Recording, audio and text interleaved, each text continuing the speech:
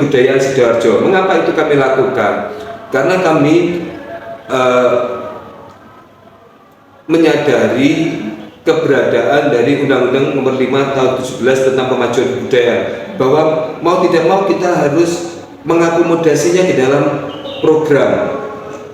Amanah dari Undang-Undang Pemajuan Kebudayaan adalah 10 OPK, 10 objek pemajuan kebudayaan, ritus permainan tradisional, teknologi tradisional, dan lain-lain itu. Nah, itu perlu secara terstruktur, secara terencana kita masukkan ke dalam program.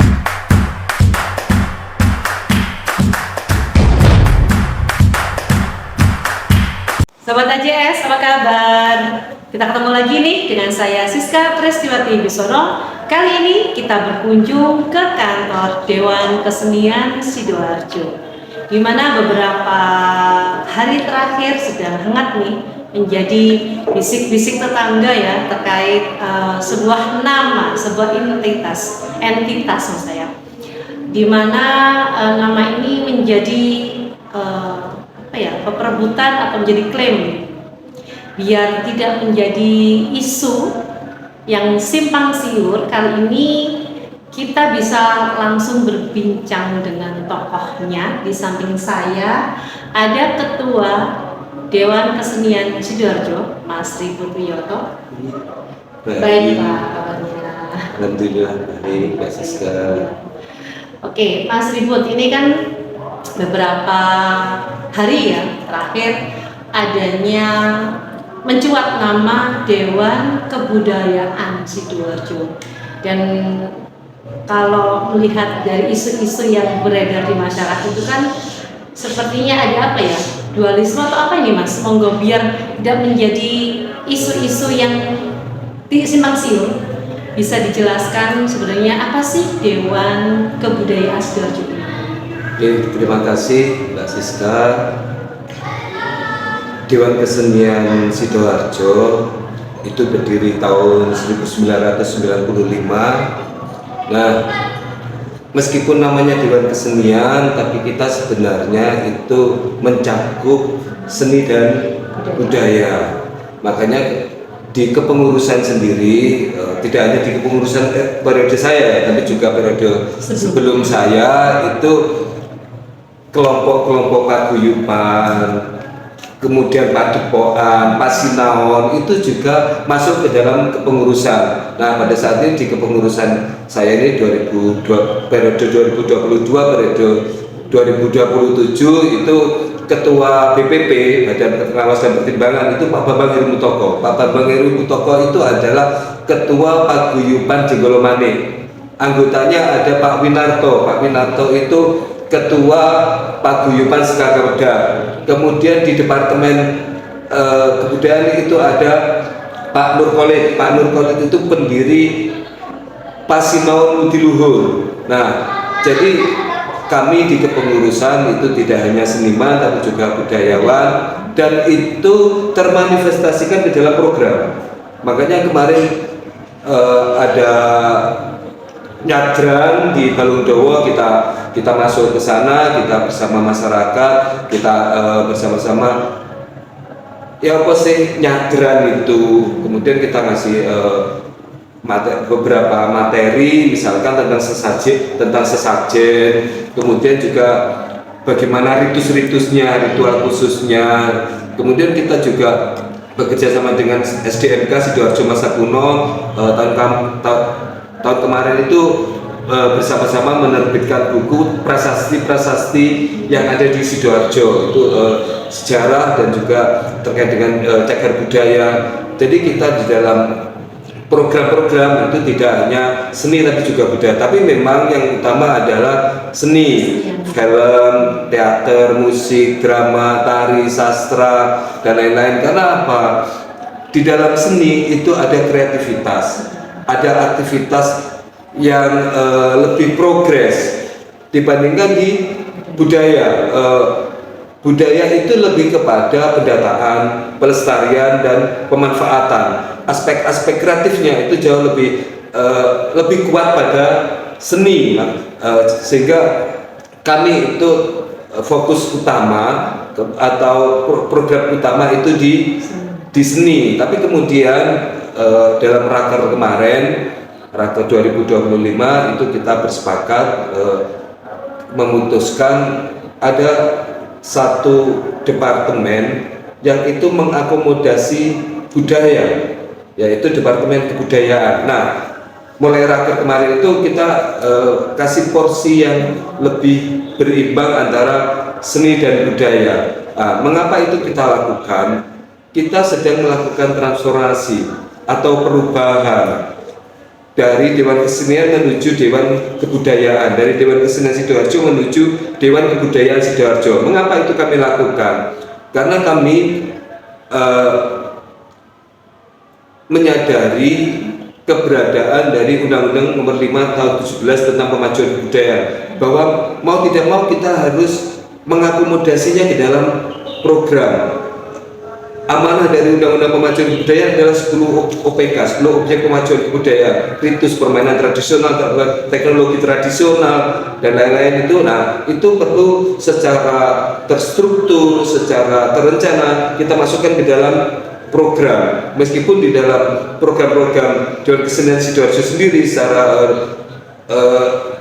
dari sebelum saya pun program budaya adat istiadat itu sudah masuk. Kami punya program namanya Festival Seni Bandeng Asak. Itu tahun ini sudah masuk tahun ke-6.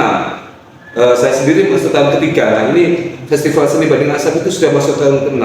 Salah satu ciri atau karakter dari Festival Seni Bandeng Asak adalah kirap budaya. Jadi seperti itu program Dewan Kesenian itu, meskipun namanya Dewan Kesenian tetapi juga mencakup kebudayaan. Nah, dari situ kita kemudian pada tahun ini itu bertransformasi secara formal, dan ada bentuk perubahan dari Dewan Kesenian menuju Dewan Kebudayaan, dan itu bukan sesuatu yang instan karena banyak berkas, banyak hal yang harus kita persiapkan. Seperti itu.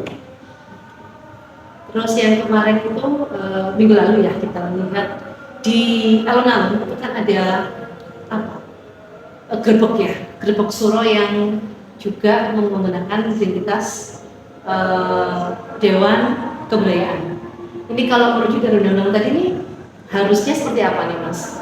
Kebetulan saya sudah bertemu 2 kali dengan ketuanya, yaitu Mas Bambang Purnomo dan juga sekretarisnya Mas Deki sama Pak Bambang. Ya benar, ketemu 2 kali, sama Mas Deki ketemu 2 kali. Saya sempat ngobrol dengan mereka. Mereka menyampaikan kepada saya bahwa nama Dewan Kebudayaan itu adalah nama panitia Grebek Suro. Nah, itu yang disampaikan kepada saya. Lebih lanjut tentang pelaksanaannya dan lain-lain saya kurang paham. Artinya kalau melihat dari aturan, harusnya nama Dewan Kebudayaan itu mengacunya ke Dewan Kesenian seperti apa? Mungkin dari pusat ada contoh-contohnya yang itu seperti apa? Tingkatannya dari pusat terus provinsi sampai kabupaten. Apakah ada juga perubahan-perubahan? Jadi gini, Dewan Kesenian itu satu institusi yang sudah sangat lama bersejarah di Indonesia. Kalau tidak salah, Dewan Kesenian pertama, Dewan Kesenian Jakarta itu kalau tidak berdiri tahun 1968 juga 1969, saya kurang lupa antara tahun itu.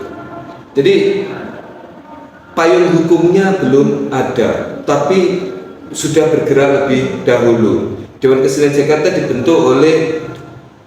didorong pembentukannya oleh Gubernur DKI waktu itu Ali Sadikin. Nah, kemudian terbentuk teman-teman di DKJ beraktivitas di tim Taman Ismail Marzuki.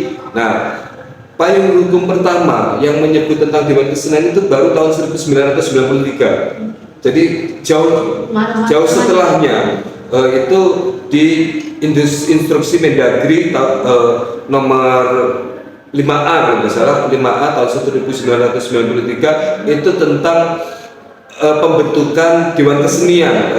Dewan Kesenian itu terdiri dari seperti ini perlu diberikan fasilitas dalam bentuk gedung kesenian seperti ini yang semuanya mengacu merujuk kepada Dewan Kesenian Jakarta, sebuah instruksi yang kepada pemerintah daerah kabupaten maupun pemerintah daerah provinsi, kota, kabupaten dan provinsi. Hukum pertama, landasan hukum pertama itu sudah berapa puluh tahun setelah Dewan Kesenian itu keberadaannya, aktivitasnya jalan. Nah, kemudian muncul lagi itu tahun 2017 pemerintah pusat itu menerbitkan Undang-Undang Pemajuan Kebudayaan Nomor 5 Tahun 2017 yang di situ amanahnya adalah 10 OPK, 10 Objek Pemajuan Kebudayaan. Nah, Dewan Kesenian itu kemudian Transformasi.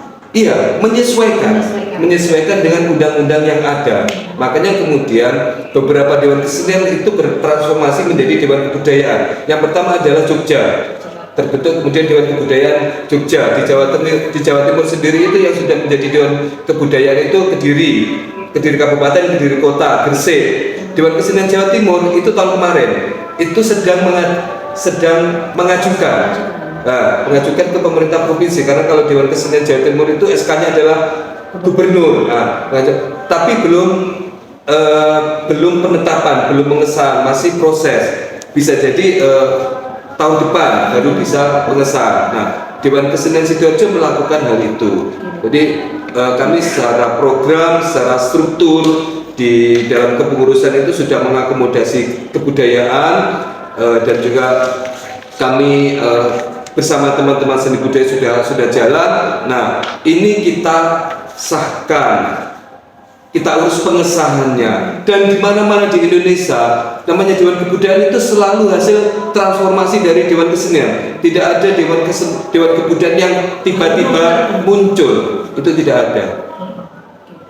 Saat ini progres yang dilakukan oleh Dewan Kesenian Sidoarjo dalam bertransformasi menjadi Dewan Kebudayaan seperti apa, Mas? Atau sudah tahap berapa sih? Kami sudah beraudensi kepada ex officio pembina Dewan Kesenian Sidoarjo. Yang pertama adalah Kepala Dinas Pendidikan dan Kebudayaan, kami sudah beraudensi, kemudian kepada Kadis Porabat, Kepala Dinas Kepemudaan Olahraga dan Pariwisata, kami sudah menyampaikan, kemudian juga kepada Ketua Komisi D, Pak Damtroni, kami sudah menyampaikan tentang proses transformasi ini, dan alhamdulillah kami mendapatkan dukungan. Nah, hari ini kami beraudensi kepada Ketua DPRD, karena Ketua DPRD posisinya dalam struktur adalah pelindung. Nah, alhamdulillah kami juga mendapat dukungan dari Ketua DPRD Pak Nasik.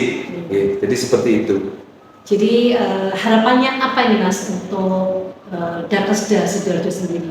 Di tengah mungkin kemarin sempat orang-orang yang nggak paham ini beda ya, tapi sekarang kita Sahabat KJS sudah mendapatkan informasi yang cukup jelas dari Mas Ribut selaku Ketua Dakesda terkait landasan hukum dari berdirinya Dewan Kesenian Sidoarjo yang akan bertransformasi ke Dewan Kebudayaan Sidoarjo sesuai dengan undang-undang yang berlaku. Harapan terakhirnya apa nih, Mas?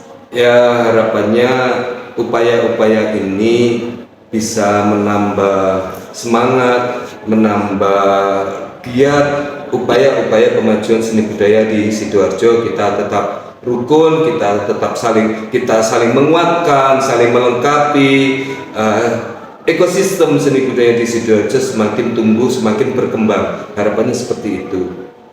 Oke, Sobat AJS, kita selalu berharap bahwa Sidoarjo menjadi kabupaten yang memiliki budaya yang dijunjung, dilestarikan oleh generasi mudanya, di mana kearifan lokal Sidoarjo sangatlah bernilai, di mana budaya Sidoarjo sangatlah bermakna, terbukti dengan banyaknya atau lahirlah tokoh-tokoh nasional dari Kota Delta ini.